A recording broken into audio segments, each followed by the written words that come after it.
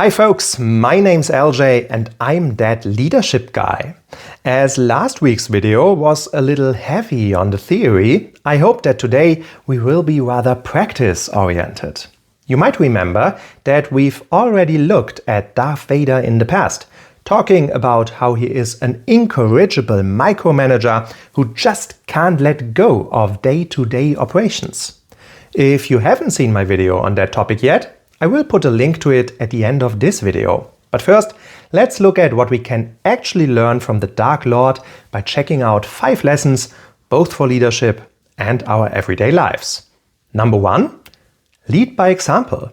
We talked about this in my last video on Vader, and there certainly is a very fine line between leading by example and micromanaging everyone around you. For the sake of the argument, let's assume Vader actually wants to lead by example in the situations I'm showing you now, instead of just being unable to sit and wait for others to do a task he feels better equipped for.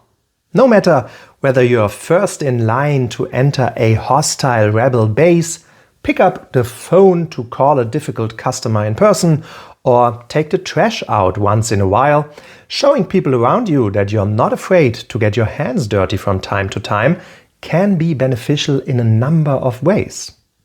Stormtroopers won't think they're just cannon fodder. Employees won't just see you as some guy behind a desk whose best days are long gone, and your kids won't feel as if they're always the one left with all the household chores. So in short, lead by example and you'll increase your credibility, instill a sense of fairness in your followers and motivate them to follow your lead. Which takes us to lesson number 2. Have a clear vision. Now, basically, vision is only a fancy word for your overall goal. So this advice makes total sense. What point is there in leadership if there's nowhere to lead to?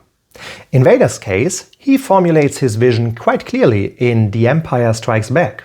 It is your destiny. Join me, and together we can rule the galaxy as father and son.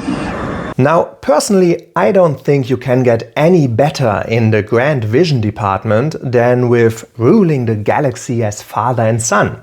But even if you might want to aim a little bit lower than that, a clear vision will still help you a great deal. Why is this so important, you might ask? Well, a good vision will set the overarching goal for you and your team for the next couple of years. It provides you with the outlines of a roadmap, making it easier to identify operative milestones along the way, all the while helping you to stay focused on the big picture.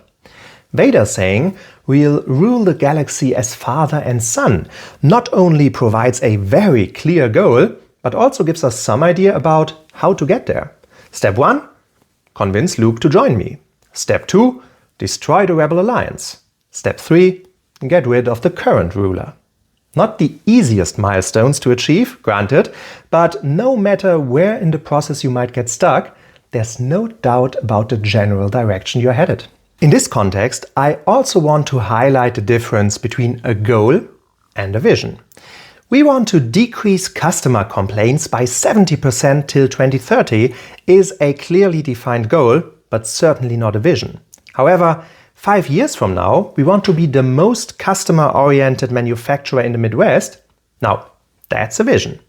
Goals are specific. Visions aren't necessarily, and we will talk about the difference and about what makes a great vision in a future video. If you don't want to miss out on that one and many others, please consider leaving a subscription. It's just one click for you and it really helps me a lot getting this channel rolling. Now, after this little detour, let's go on to lesson number 3. Don't get distracted. Has anyone said, stay focused on the big picture? Well, Vader is nothing if not determined to get what he wants, no matter the cost or effort it might take him or others.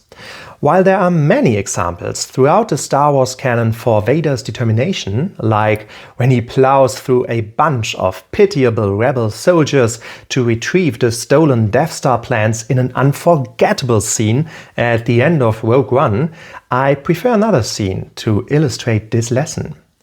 When Vader has his superstar destroyer chasing the Millennium Falcon in The Empire Strikes Back, Han Solo tries to evade by maneuvering into an asteroid field. Risky for a small freighter like the Falcon, but very suicidal for a large ship such as the Executor. Naturally, the newly appointed Admiral Peart is worried that Vader's flagship might take more than just some hits there, a fact he daringly points out to his commander-in-chief, with little success. Yes, Admiral. Our ships have sighted the Millennium Falcon, Lord, but it has entered an asteroid field and we cannot risk... Asteroids do not concern me, Admiral. I want that ship, not excuses. Yes, Lord. Now, this is just one small scene, but I really like it a lot, as it perfectly illustrates Vader's uncompromising focus on whatever he wants to achieve, as well as his decisiveness when dealing with his officers.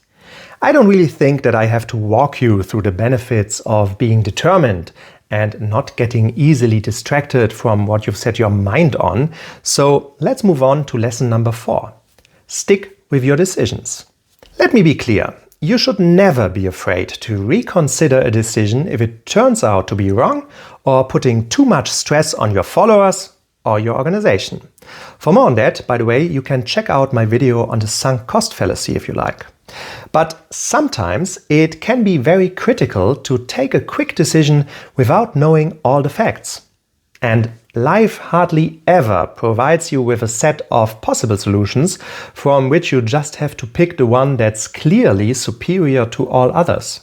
Looking at you, President Schwarzenegger.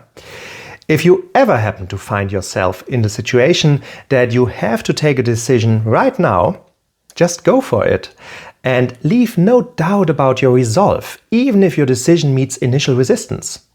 Let's take a quick look at how Vader takes a decision. Again, from The Empire Strikes Back. Visuals indicate life mediums. It could mean anything. If we followed up every lead, But, we could... sir, the Hoth system is supposed to be devoid of human forms. You found something. Yes, my lord. That's it. The rebels are there. My lord, there are so many uncharted settlements. It could be smugglers, it could That be... is the system. And I'm sure Skywalker is with them. Set your course for the Hoth system. General Veers, prepare your men. Especially in time-sensitive situations where there's no clear alternative that really seems to be superior to anything else on the table, you as the leader have to take the decision. There's no way around that. After all, chances are that's exactly what you're being paid for. And should there be anyone who objects to you out in the open, such as poor Admiral Ozzel here, overrule them at once. Again, that is if the situation is really time sensitive. Still, you might want to remember in those situations who raised the objections so you can talk to them later. Depending on the situation and the individual, you can use that opportunity to clear the air, give them the feeling that their voice had been heard but had to be overruled for good reasons, and make clear that in future situations you will not tolerate open dissent again. That, or you just go on and choke the hell out of them at the very next opportunity. So finally, let's look at lesson number 5. Recover and reflect.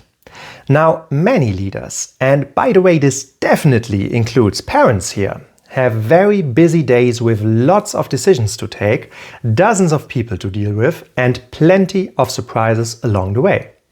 Nothing ever really goes according to plan, and sometimes it might feel as if you're just sitting in the passenger seat with life driving you wherever it wants you to be.